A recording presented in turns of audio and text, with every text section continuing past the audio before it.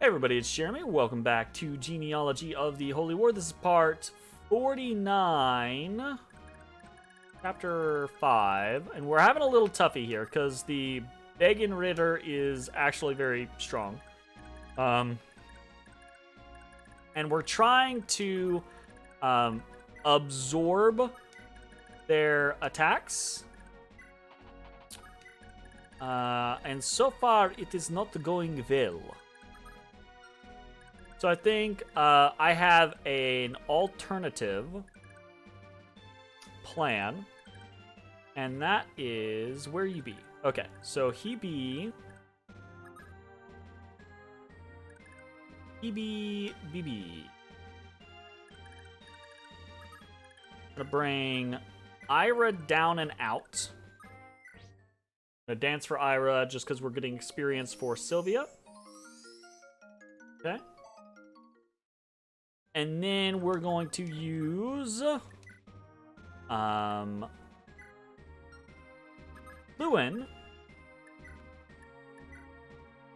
in place of Ira to compensate for that situation. We probably don't even need to have equipped Forseti, but we're doing it for maximizing results. Arden cannot be hurt by any of them, including Andre. Can't damage them. So Arden is safe. I think Lewin is basically going to be impossible for them to hit. He has 99 avoid at this point. So that means the AI is probably more likely to target Lex, which means I probably should have put Rayquasis next to him instead of the other way around. But I'm concerned in doing that they will target Rayquasis, basically. So I'm trying to avoid that situation. So we're going to see if this is enough to... If this is enough to do the deed, do the needful, that whole jazz. And we will see.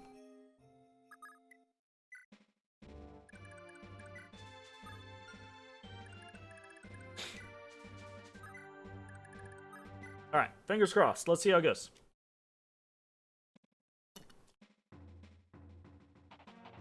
Okay, yep, they immediately turn to Lex. They're like, well, that's not going to work, so let's attack this guy.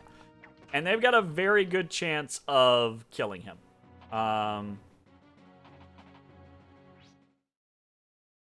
They have, like, if they miss 3 attacks, I believe he will live. So that was 1 attack. Although I guess in fairness, I don't think they'll be able to choke up on him enough.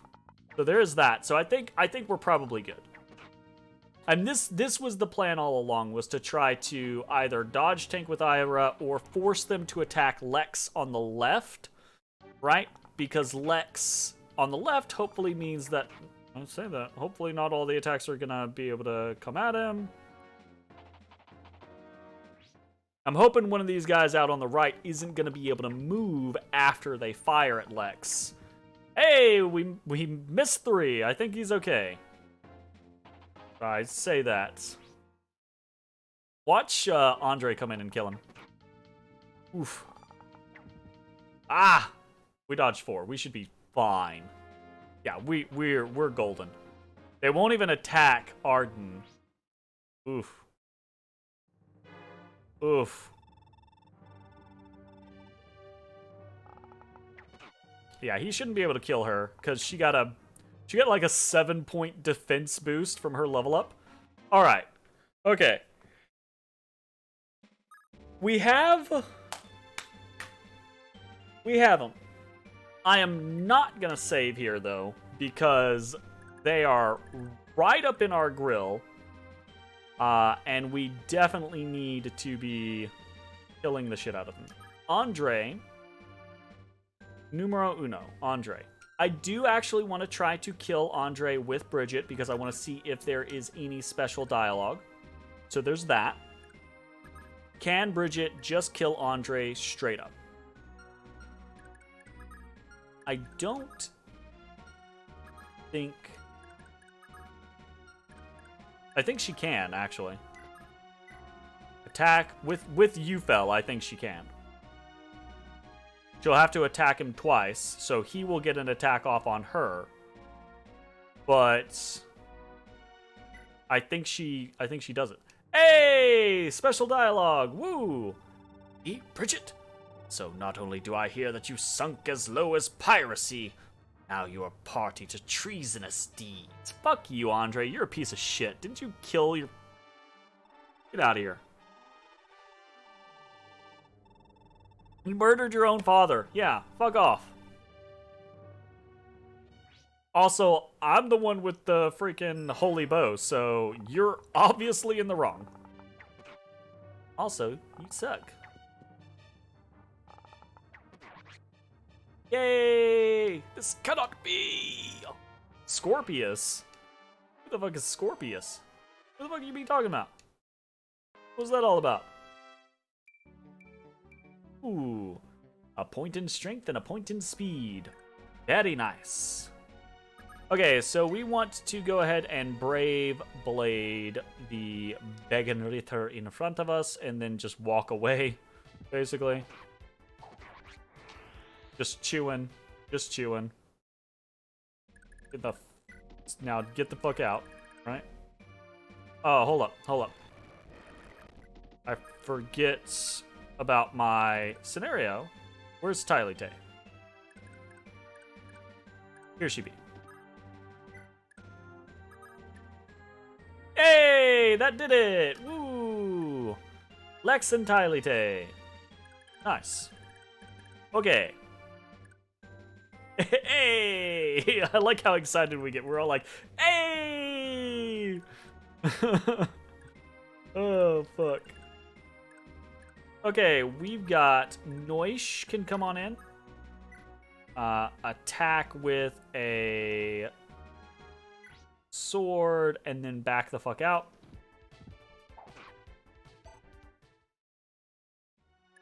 And he will just back out as far as he can. So this guy has 28 HP, 11 defense. 24, 13, 28 is too much. Of course it is. Ay, ay, ay.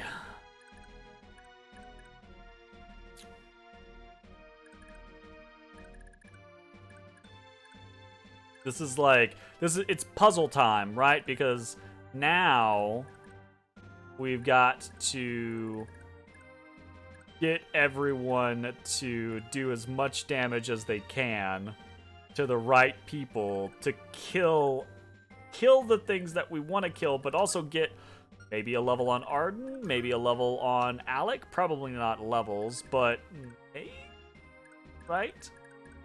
Definitely a level on Tylee Tay. In fact, can Tylee Tay just come in here and... Did she just throw on this guy and kill him? She can. I think she will. I think she likely will just throw on this guy and kill him.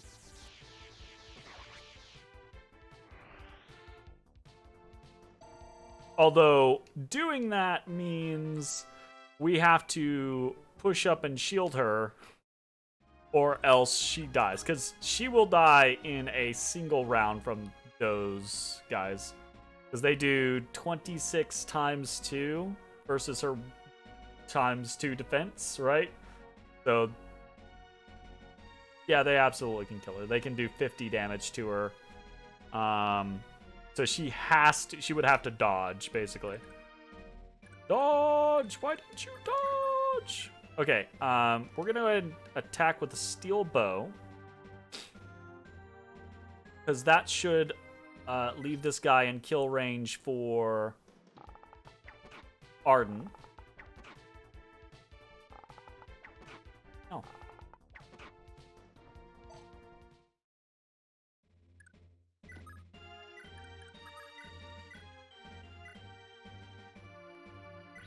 Okay, got a kill on Arden. Very excited about this. Not gonna be enough to level him. It's close. It's close.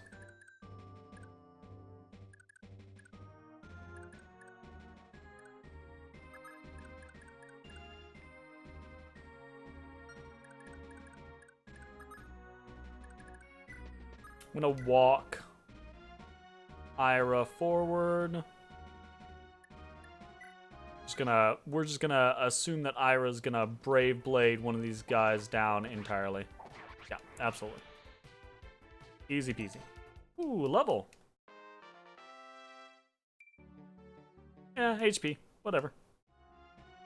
Actually not unhappy about that. Okay, so we want to attack Silver Sword.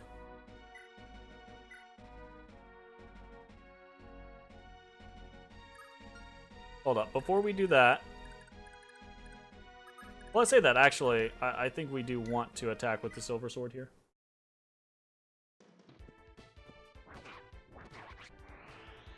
Okay.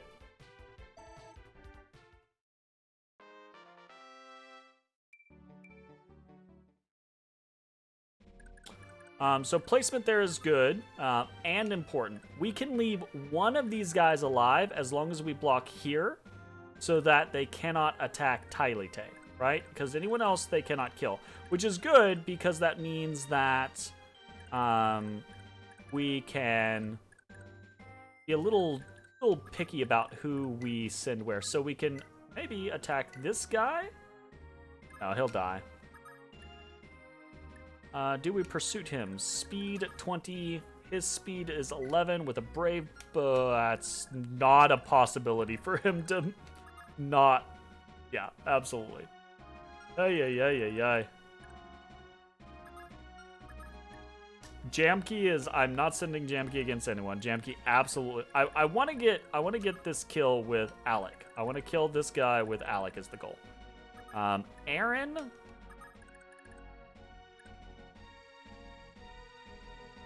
Could maybe like fly up here, attack.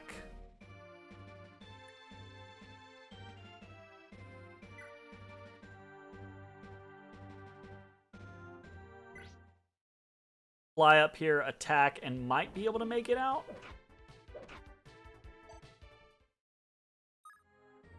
Nope.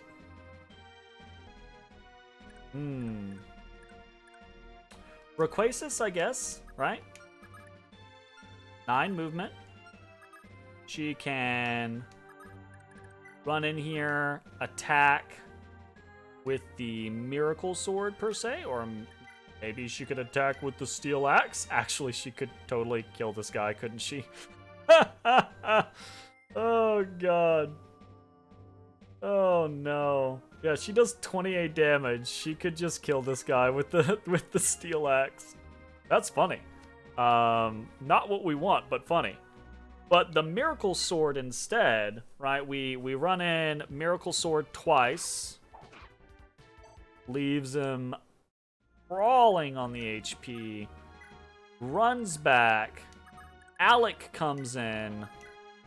Swings for the fences, gets that kill, and we allow that final kill to still go over to either Alec or Arden on the next turn. If we give it to Alec, Alec absolutely will level. Arden might not level. Wow! So exciting! Hell yeah! Okay, Sigurd gets to go in. Beowulf gets to, I think, maybe... I think I might actually fortify again.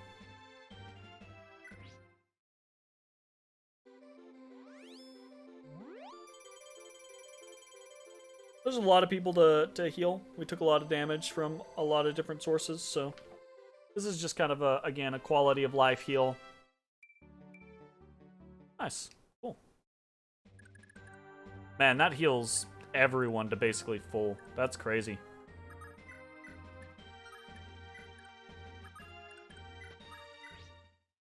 That's really neat. I like that. I like that a lot.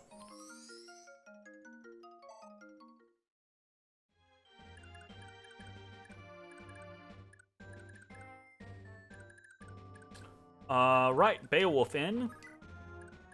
And I think we're done with this turn. So let's give this guy his final You know, little shot. He's gonna shoot at Holian. And a miss, my man. Swing and a miss. Alright. Save progress. Hell yeah. I'm just gonna go ahead and... Let's just go ahead and attack with... I'm gonna do 20 damage here. Right? Like, I should be able to attack with Arden. Arden isn't gonna kill. But Alec... 24 also isn't gonna kill. Damn it, Alec. Why are you so anti-killing things? Every time. Every Tim. Yeah, that's just gonna leave the guy. So, a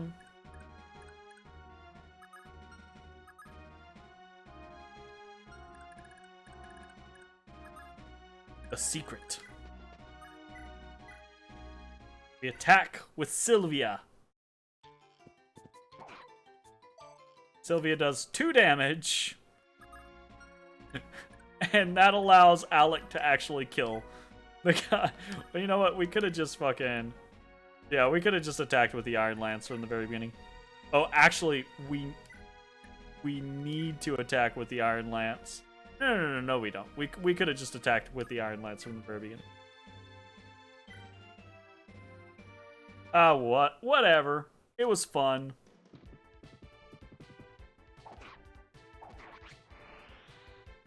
We also could have just attacked with him and then... Yay! And then danced. Alright, Alec is level 20. Hell yeah.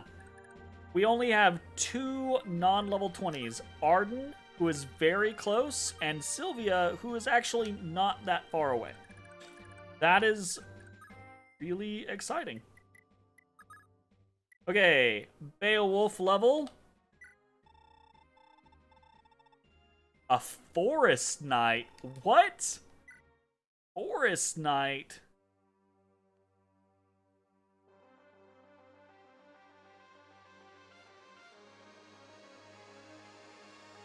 Bullshit is this, a Forest Knight?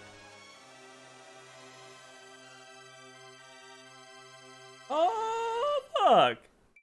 9 skill, 1 strength, 6 speed, 2 defense, and 3 res. 9 skill is kinda crazy. Ooh, he has a cost now. Ooh, okay, so that 9 skill, he has nearly 30 skill. So he has a very high chance to basically activate his adept and a cost, I believe is how that will work. That's really neat. It's really neat. Actually quite cool. A little sad to see he only got 1 point in strength, but still alright. So we've got a 10 might and a 6 might weapon. Didn't we leave a Iron Blade here? Yeah, and that's actually a stronger weapon. It's not significantly stronger, but it is stronger, so we'll take it on him. And we'll peace out. Hey, he's got a pretty cool shield. He's got an almost Rayquasis-esque shield. That's nice. Alright, and the crown fucking jewel. It is time. Spend 50k and repair the broken sword. Tearfing. Hell yeah.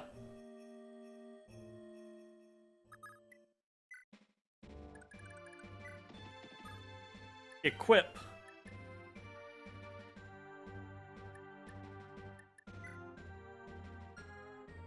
Oop, my bad.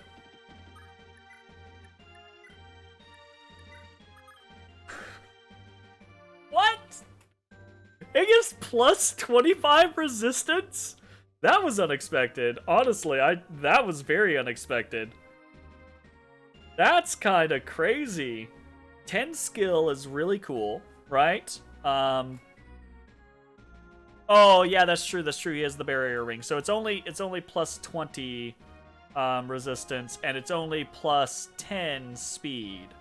So, because he's also got the speed ring, so it's 40 total stats, 10 skill, 10 speed, 20 resistance. So that's pretty neat. Also, granting Miracle is pretty neat as well. I think it basically just makes him immortal because, I mean, he was never getting close to the point of dying anyways, so you also throw Miracle on the stick, so that's kind of crazy.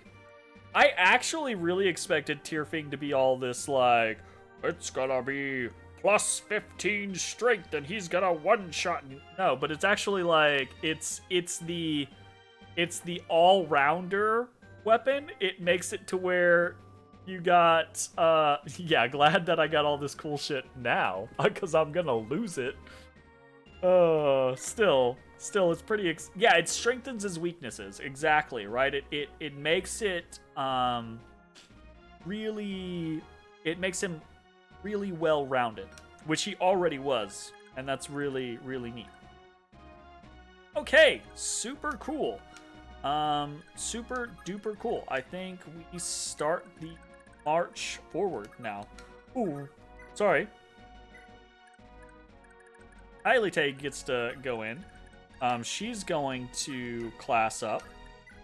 Alec is going to class up. Now to steamroll the map. I don't know about steamroll the map.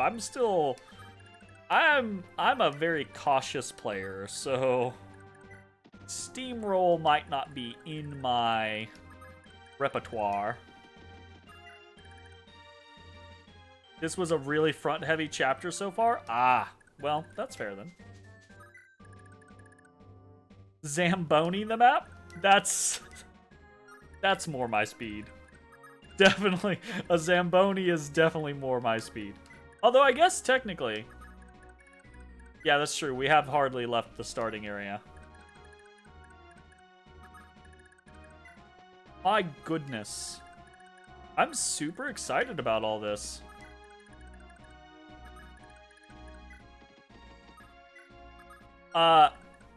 Beowulf's class being a forest knight really was unexpected. But he's doing pretty good now.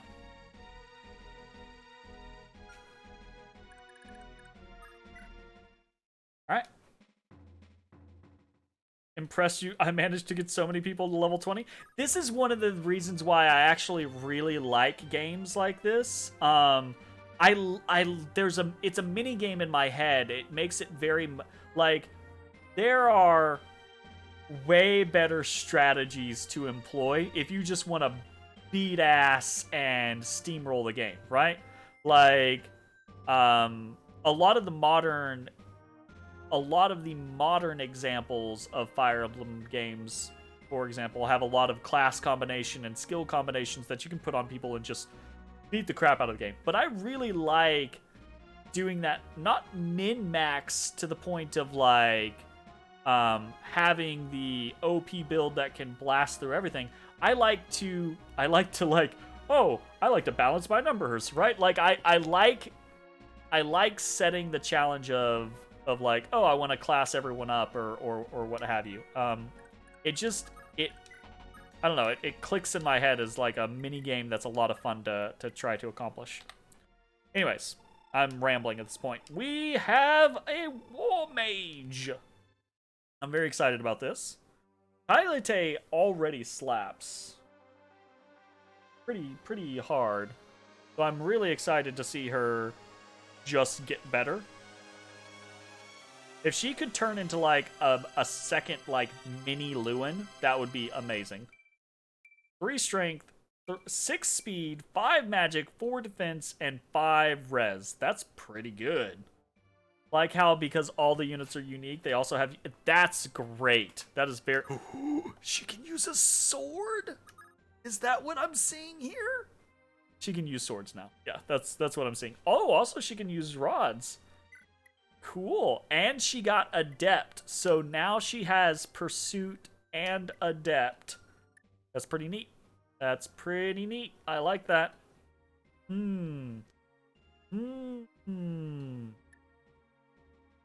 Honestly, I think I'm just really excited about that 23 speed and the 20 magic because her spells are relatively heavy. Thunder and Thoron are relatively heavy. So that additional speed is really going to help her outspeed people for the pursuit band. And she has relatively high skills, so Adept can proc more frequently as well. So that's cool. Good stuff. She got a little bit of defense, which I don't think is going to matter too terribly much, but is nice. And she looks fucking cool because she's got shoulder pads and a sword.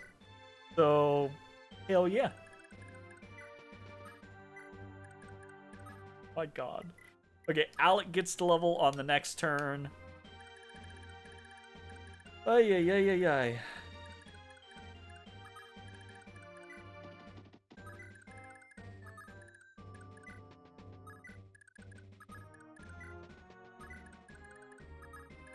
And we're just gonna breakneck towards the enemy base, basically. I bet what I can do is I can get Arden 20 off of the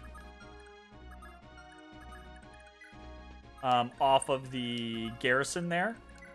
And I could probably just dance Sylvia up to 20 as well. Because I mean, she's already 19.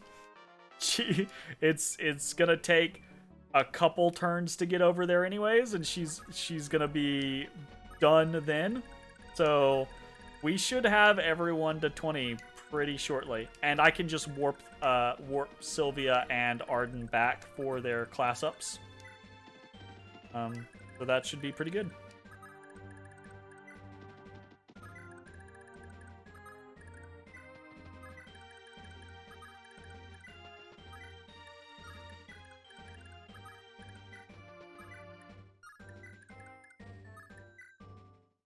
And I got all the romance stuff done.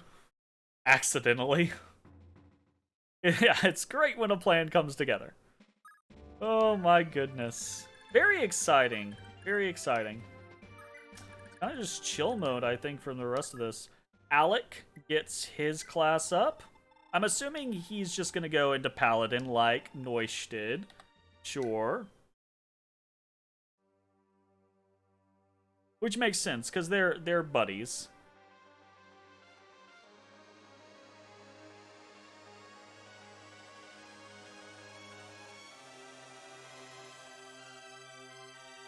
Ooh, he does keep the green motif, though, so that's nice. 3 skill, 2 strength, 3 speed, 5 magic, 3 defense, 5 res. A nice stat spread all around. Obviously, again, he's no Sigurd or anything like that, but that's a nice additional little spread. And BB is what we expected, because that's what happened with Noish. I will say that I feel like Noish and Alec, of all the units, are kind of a little bit of a letdown, right? Like, I feel that their stat growth is way lower than it should be. And they should have a little bit more going on, because that's kind of sad that they kind of get left out in the cold compared to other people, you know? Oh, right. Lubeck still has these stupid-ass fucking ballistas. So that's a problem. Can I even get to these? I guess I can shoot this one from ranged. Same with this one. Eesh. That's really no bueno.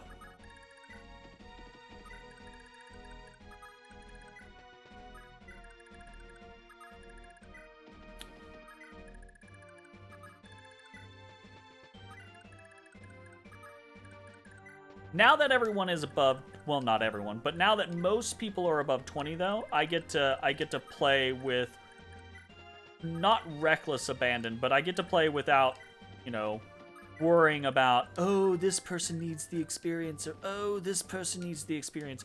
Actually, I think I'm gonna pick up this freaking village with Sigurd, because Sigurd has no money now.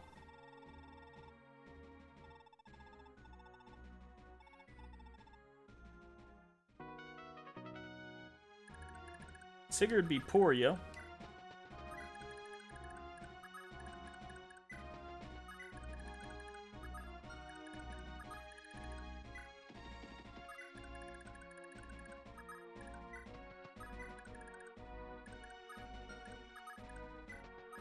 and dance for Arden, since Arden needs to be towards the front line so he can get some of this experience. Oh, I bet this place... Wait, does he has... He does not. Hell Swath. Ooh, it's an exalted weapon. I bet Lex gets this. Or could get this. That'd be really cool if he could. Anyways. 20 defense? This motherfucker right here's got 41 defense. Get out of here. Get the fuck out of here. That's insanity.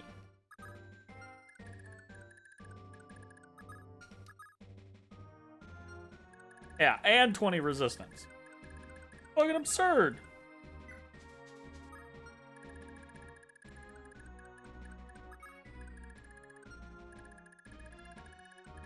Okay, Aaron doesn't have to worry about getting sniped yet.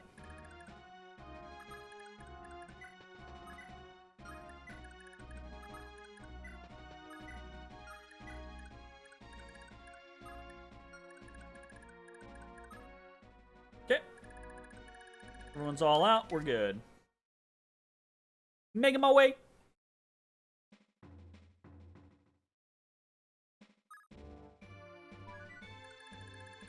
Okay. Need to start being... So it's 4 to the left of that guy.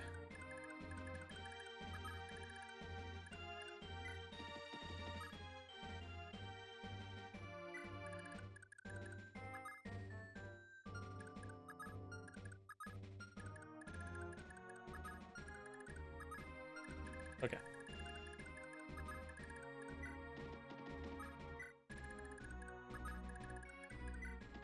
I love that Rayquaza is basically the return of Ethlin.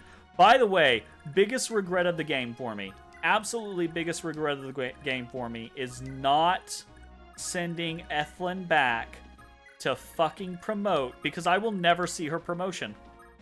I will never see her promotion because I did not go promote her prior to ending that stage because I did not realize that I was going to lose her. And that is so sad. So sad. Especially after, like, that whole... Like, we just got his Quan's exalted weapon, right? And here's the other thing. It's not even just, like, just losing Ethlin and Quan. But, yeah, they took all my fucking spears. They took freaking, I don't even remember his name anymore. Damn. Blue Boy. He was the best boy. Finn! Finn! Right? Finn with the brave spear. It was great. It was fantastic. Till they stole him away from us. They should have let you have at least one map where you get to play with all your 20s. Well, I mean, that technically is this map, I suppose, right? I could have had 20s earlier if I had min-maxed my experience more than I have already. Right? Like, for example, I have people that are close to 30. Actually, I have a person at 30. So, technically, there is experience that that does not need to be on people that it is on.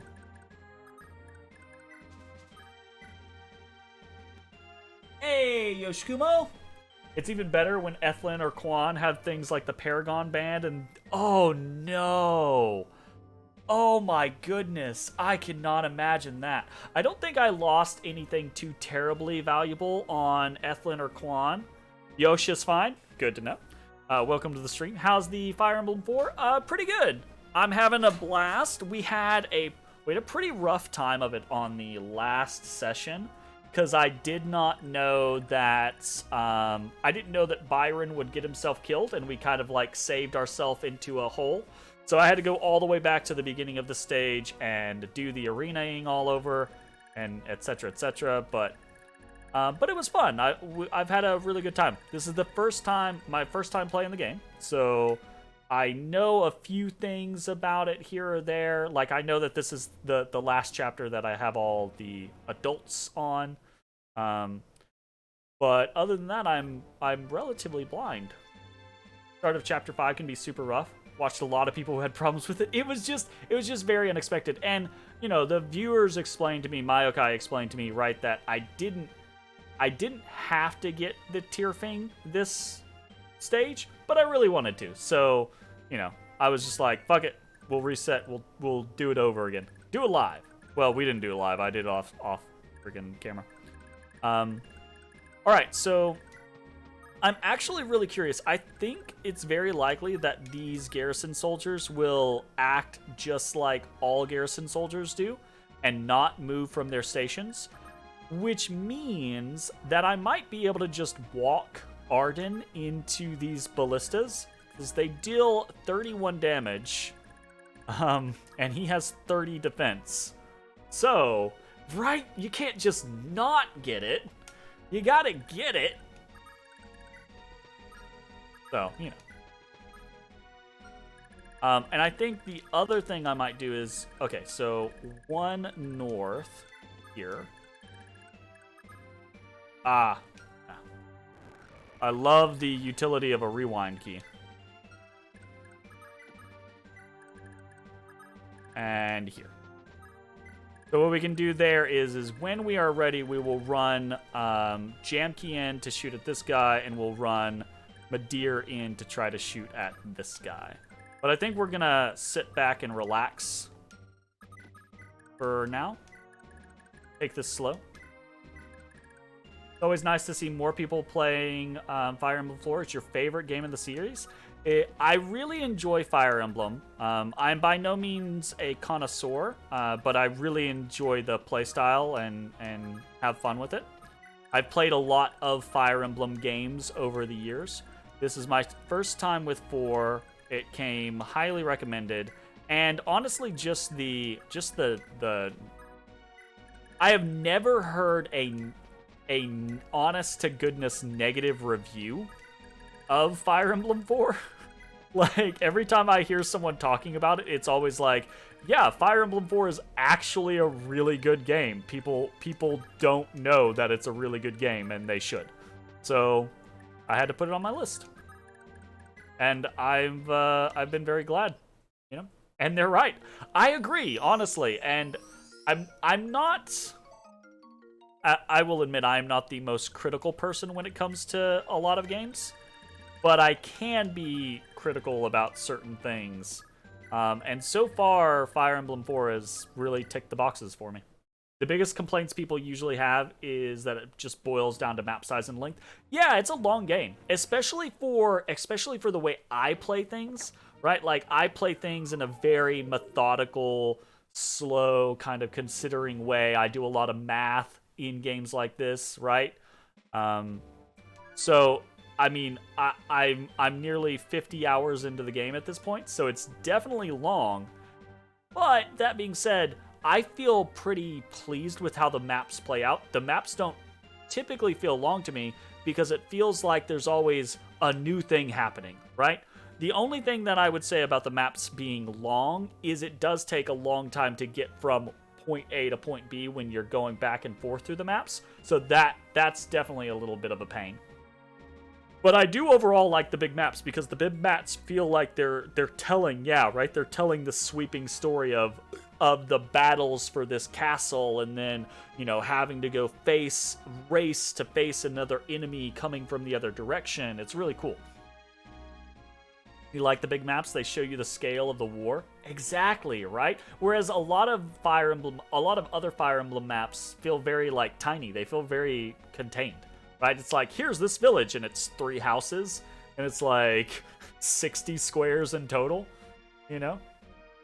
They really show, you always know exactly where you are. The multiple things can happen at the same time. Absolutely. So throughout this game, in the other chapters, there have been multiple instances. Again, I'm doing this mostly blind. There have been multiple instances where things have happened, and I've been like, oh shit, I am in the wrong place for this, you know? If you asked me where exactly Chapter 5 of Fire Emblem 7 takes place, couldn't tell you. But I can immediately tell you it's just north of the Yi Desert. That's fair.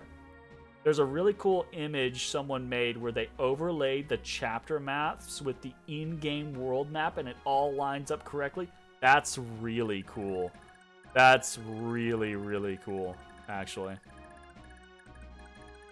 Okay, so we know we are slightly too close, so we're gonna deviate a little bit. And again, our plan is to take this nice and slow because we're trying to get Arden all of the required experience, as well as Sylvia, Arden and Sylvia. So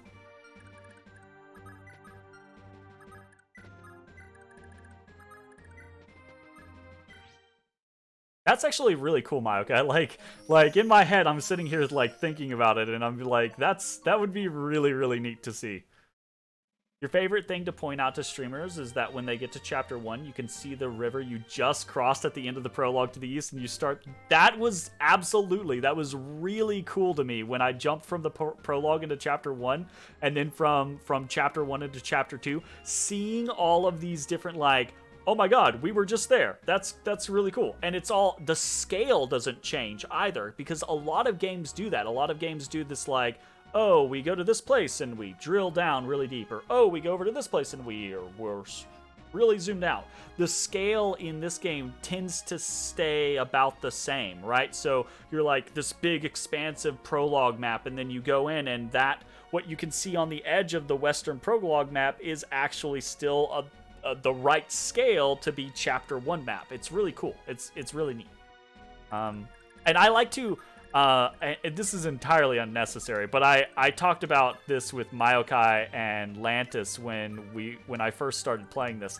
I like to imagine in my mind that every turn, right, every in-game turn is actually like a day, right?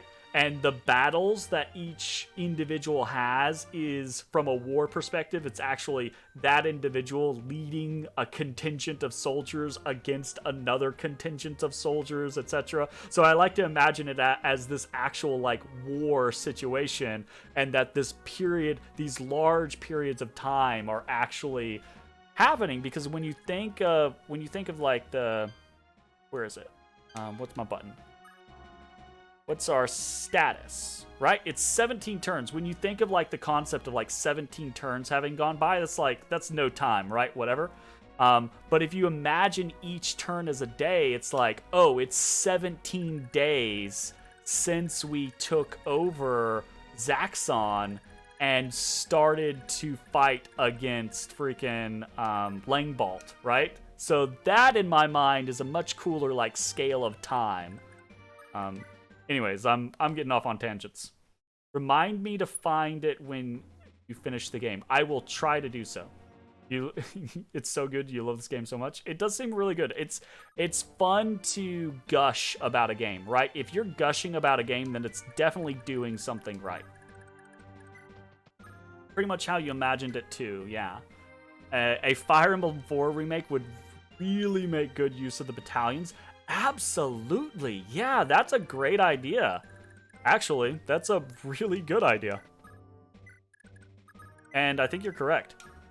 And I don't think this game would be adulterated too terribly much by adding in things like that. I think you could actually add a lot of modern systems. And here's the hands down, aside from the big maps and the kind of like flow of the story, the thing that I adore about this game, which I love so far, I love this about this game more so than any other Fire Emblem game, is I get to use all of my damn characters, right? That is always, and don't get me wrong, it's a lot of characters to move around the map, but that has always frustrated me in Fire Emblem games. You get so many cool characters, but you only get to use like a fraction of them, and that is so frustrating to me. But in here, you get all of your characters, and it actually feels like this expansive scope because you have so many people and you're getting pulled apart at the seams, and you have to fight on multiple fronts. It's really, really cool. And I think that would absolutely lend itself to a modern game. If they were to remake this, it would be amazing. That'd be so cool. Okay, so Arden's gonna get shot at like 37 times on his way in here. But he's got a lot of HP and they can only do 1 damage to him. So. Which is good, because it's gonna take him a while to get there. But like I said, we're gonna milk this just for shits and giggles. Also, your main reason why you don't recommend people do Iron Man on their first playthrough. Oh yeah, losing out on characters really hurts in this game. Yeah, I can imagine. I haven't, like, I've just been very particular. One, I tend to play very safe, but I'm also playing on an emulator, so it's that scenario of frequent save states and frequent resetting when I screw myself over. You know, it's just like, nope, no want. I would definitely say, like, does this have a non-Iron Man setting?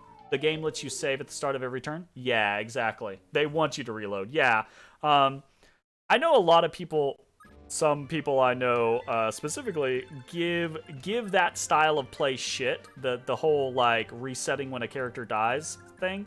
But it doesn't bother me in the slightest. Like, I'm perfectly fine with it. Like, reset, whatever. To me, it's kind of like a part of the game of it's almost like a puzzle. Like, playing a game like this is part puzzle, and having a character die is a wrong solution, right? So reloading it is just starting the puzzle over again, because you're just like, oh, that was not the way to solve that puzzle. Got to start the puzzle again. So you just, you know, reload. Boom, done. Easy peasy. Jay over here giving me eyes. There's an argument to be made that the Fire Emblem games that give you dozens and dozens of characters are meant to be Iron Man. Yeah, that's true. That's fair. And I don't begrudge that necessarily, but at the same time, I am greedy, right? And I love variety. I would even go so far as to say I would be okay with a Fire Emblem game that made me pick characters, but did something that allowed me to, like, have an experience pool so that I could swap to a new character on the fly easily. Because my problem with modern games is the modern Fire Emblem games, they let you level up characters very easily, right? Like, because you basically have free maps that you can just spam to get more experience. But it still takes a lot of time, and I'm very pressed for time in my life. So if it gave me, you're just playing the game normally, if it gave me like an experience bank that I could be like, I want to try out this character, dump some experience into that character, and then bring them in. Oh, I don't like them. Bench them. That's fine, right? Gracia 776 incentivizes you to swap characters out. Characters get fatigued if you use them too often. That is interesting. See, I would be okay with something like that, maybe. I'm not going to say that I definitely would be, because that might actually piss me off. But that sounds like an interesting system, other than just, here's these 30 characters that are really cool, and they join you. But you can only use 12, so the others just kind of hang around. So what are they doing? You know what more Fire Emblem games would benefit from? You know what they would benefit from? Bonus experience in the Tellius games, but more expansive. I'm not sure what the Tellius games are, but it sounds like maybe that's a similar kind of concept. In my mind, what I had was like the Valkyrie profile games, right? Where as you're playing through the game and you solve puzzles and things like that, you get just the experience bank, and you can just turn that experience and feed it into another character when you get them, right? The way Valkyria Chronicles lets you level up people is by far the best way you've seen a strat game handle it. I've played a couple Valkyria Chronicles games, but I can't remember too terribly much of what happens there. Sorry. Another thing that I was gonna say, Mayokai, is aside from like the fatigue idea, what I think more Fire Emblem games, especially more modern games, could benefit from is splitting up the story, right? If you have 30 characters on your team, great, that's cool. Send 15 on this mission path and 15 on this mission path, and you play back and forth on the different mission paths, or you play like 2 or 3 missions on this branch right? And then you swap over to this other branch to progress their story over here. And you hit like story gates where you got to like catch up, etc., and that type of thing.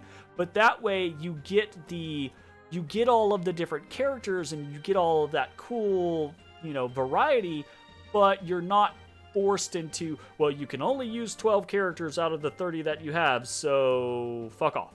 That type of situation.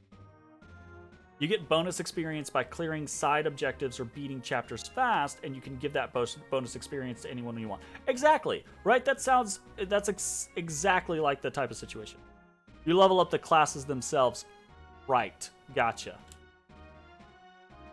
Yeah, that actually sounds like basically what I'm talking about, Yosh, is that kind of idea. I'm going to play the game now because I've been just Jack and Jaw for 50,000 years. This is the problem. This is why I can't be distracted. If I get distracted, I just talk and talk and talk. Check out Fire Emblem 9 and 10. Which ones are Fire Emblem 9 and 10? Because I played a lot of Fire Emblems. FE9, Path of Radiance. I have played Path of Radiance, but I played it when it came out, so it's been almost 20 years since I've played it, so I do not remember much of it at all. And then 10 is Radiant Dawn. Fire Emblem Radiant Dawn. I've seen bits of Radiant Dawn, but I haven't played Radiant Dawn. Because didn't Path of Radiance come out on the GameCube? Yeah, Path of Radiance came out on the GameCube. I played it. I didn't play Radiant Dawn because I didn't get a Wii, ever. So I just skipped that generation. What are you showing me, Jay? Casual mode versus nope. I'm not even gonna read it, Jay, because if it came from you, I know it's going to be derogatory towards my preference. So I'm just not even gonna bother. Lantis is a fucking casual. Yeah, well, Sometimes it do be that way. Oh, Arden. Arden's just taking 20 for the team. My god, he does not care at all.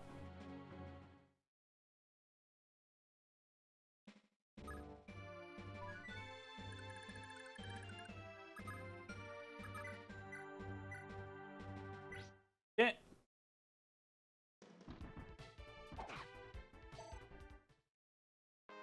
Arden is level 20. Hells to the yeah. Okay, here's the thing.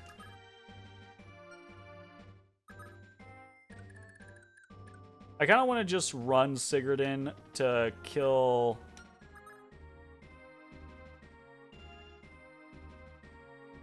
I'm not going to use Tyrfing to kill those. I say that. I think I'm actually just going to let... fuck it. I think I'm just going to let... Because we're dancing, right? We're gaining experience with Sylvia, so... I think I'm actually just going to let Arden kill at least one of these things so I don't have to get hit by 20 freaking arrows. Classic mode just puts you in an entirely different mindset, though. Absolutely! Absolutely. In casual mode, you can base your strategy around dying. 100%. This is the thing I have argued with Lantis over and over and over and over again. It's different play styles. It's completely different mindsets, right? When I go in to a classic mode Fire Emblem, I am very particular about my placement. I'm sitting here doing math. I'm slow and methodical. It's a puzzle. It's a puzzle for me to solve, and failing to solve it correctly means that someone dies, right? And that puts me in a very different headspace than playing the game on casual, which is perfectly fine. It's still fun, right? There's nothing wrong if that is what someone wants to do. But when I play like I played Fire Emblem Conquest on casual, right? And I was just running at a breakneck speed through the entire game, just kill, dead, oh, whatever, kill, dead, don't give a shit, kill, just throwing my people to the wind, like, because what does it fucking matter if they die? It doesn't, you know? So, yeah, I absolutely different situations, different mindsets, and there's not to say that one is superior to the other, mind you. I prefer classic, but there's nothing wrong with people who want to play casual. That's perfectly fine, right? But it's saying that, acting as if the two are exactly the same or play the same or anything like that is ludicrous. No way. Also, we get to warp. Yeah, get to warp Sylvia back to base. You should just play whichever is more fun. Exactly, right? But you can't say there's almost no difference. 100%. I think we're straight up in agreement, right? Whatever you want to do, by all means, you do you. That is perfectly fine. But there is absolutely a difference between the two. And both are valid.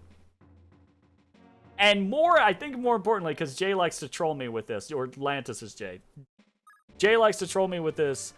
Not only are both valid, but very specifically, there is nothing wrong with playing on classic mode and resetting when someone dies. That is perfectly fine.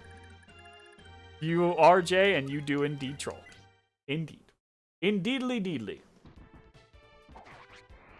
Okay, so Arden's got a kill. There's nothing wrong with being a casual, right? Right. Okay, so I think I'm just going to send in a jam key.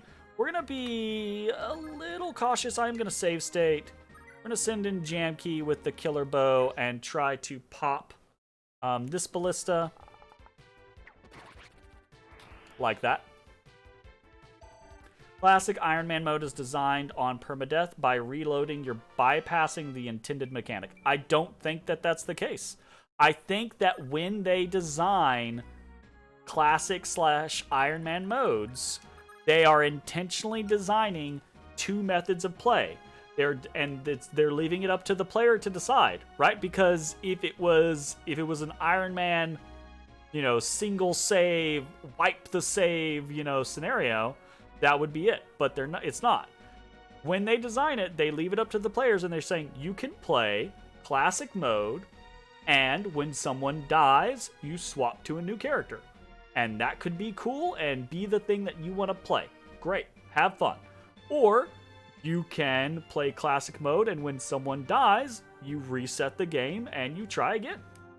There's nothing different, by the way, Jay. There's nothing different with that concept than there being a platforming game where you have a certain number of lives.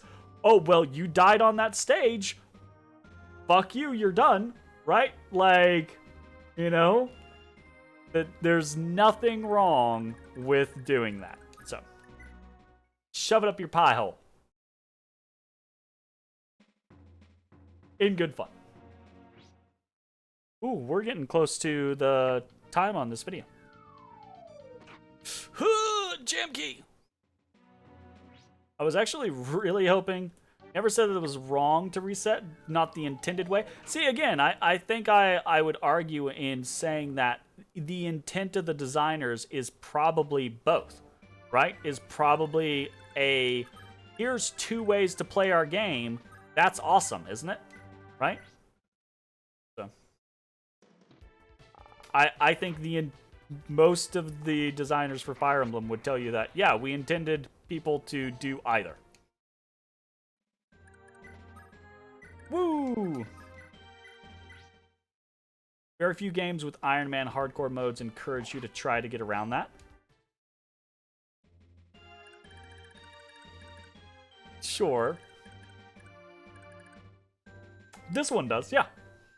There's some Japanese ad for one of the Fire Emblem games that is all about this debate. They interviewed people and asked if they reset when someone dies. See, that's the thing, right? It's so obviously like quintessential. It's a core mechanic to a portion of the fan base, right? Like it's expected. Of course they do. You do. See, I love that you're belly aching about this when you do it yourself.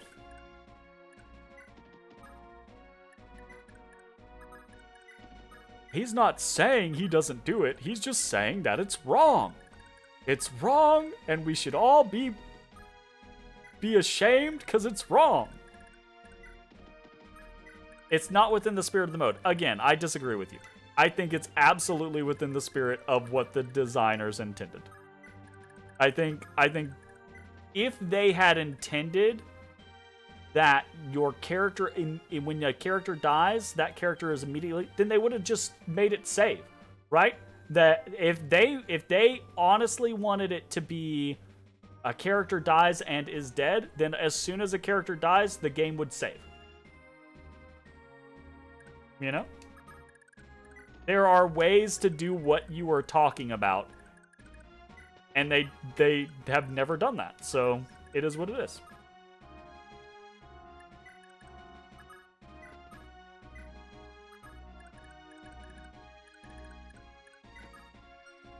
I think we just wait.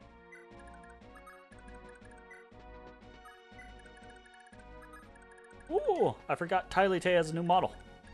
He's so cool looking. Actually say it's probably the more casual players of the games that don't reset when someone dies. That's fair. Langbolt's pretty scary. Oh my god, right? I looked at him earlier and I was just like, well, fuck, I don't really know what I'm gonna do here. like what the fuck? He's got so much HP and 41 defense. Like, I only have a couple characters that can actually pierce through 41 defense and 20 resistance. So I think probably what I'm gonna do is I'm probably gonna light him up with where's my Lewin? Right, Lewin with Forseti can probably get the job done. You know? Exactly, right? Time for Lewin to shine. That's probably the plan. Ooh. It's time for Sylvia class change. Oh, no. What? What? Sylvia doesn't get a class up? Aw, okay, that's a bummer. That's a big negative. That's an X. That's sad. Man. Sadness hero. I was really hoping for like a troubadour or something like that. Like put her on a horse or something like that. And let her dance from that. Oh, that'd be super cool. Or even, honestly, even if she didn't get like, even if she didn't get a mount, because let's be honest, this is Genealogy of the Horsey War. Even if she didn't get a mount, just giving her the opportunity to get like a new model and some stat boosts would have been nice. Because honestly, she could use it. Her stats are real bad. But, you know, it is what it is.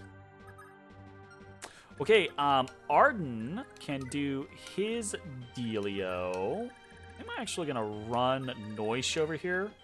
See if I can't attack.